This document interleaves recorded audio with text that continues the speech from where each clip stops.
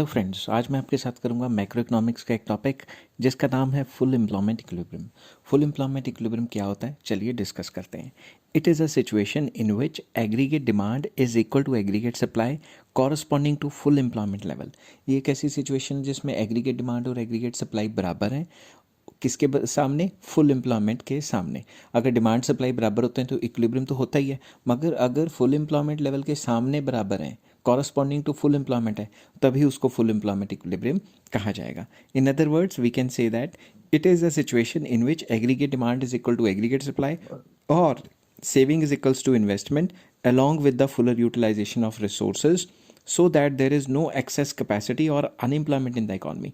तो डिमांड और सप्लाई बराबर होंगे, और आपको पता है जहाँ डिमांड सप्लाई बराबर होते हैं, एग्रीगेट डिमांड और एग्रीगेट सप्लाई बराबर होते हैं, वहाँ सेविंग और इन्वेस्टमेंट भी बराबर होती हैं। अगर आपको नहीं पता तो आप पिछली वीडियोस मेरी देख सकते हैं। तो जब भी एग्रीगेट डिमांड एग्रीगेट सप्लाई बराबर होंगे, उस टाइम पे फुलर यूटिलाइजेशन हो रही होगी रिसोर्सेज की, और कोई भी रिसोर्स अनएम्प्लॉयड नहीं होगा। ठीक है, अब इसको एक्सप्लेन करने के दो तरीके हैं, तो दोनों के दोनों तरीके मैं आपको बताऊंगा। पहला तरीका ये आपके सामने कई बुक्स में इस तरीके से दिया हुआ है, कई बुक में दूसरे तरीके से दिया हुआ है। सपोज़ मैंने ये एग्रीगेट डिमांड का एग्रीगेट सप्लाई का बना लिया 45 डिग्री एग्रीगेट सप्लाई कर्व, और मैंने एग्रीगेट डिमांड कर्व बना ली है। तो मैं यहाँ एग्रीगेट डिमांड कर्व की भी ड्राइंग कर देता हूँ।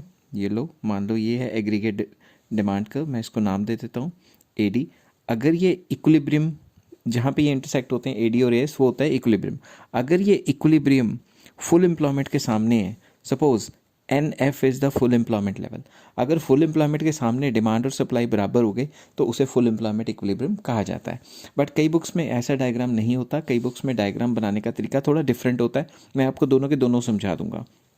तो दूसरी बुक्स में ऐसे होता है कि 45 डिग्री तक लेके जाते हैं। रुक जाओ, मैं अच्छे तरीके से बना देता हूँ।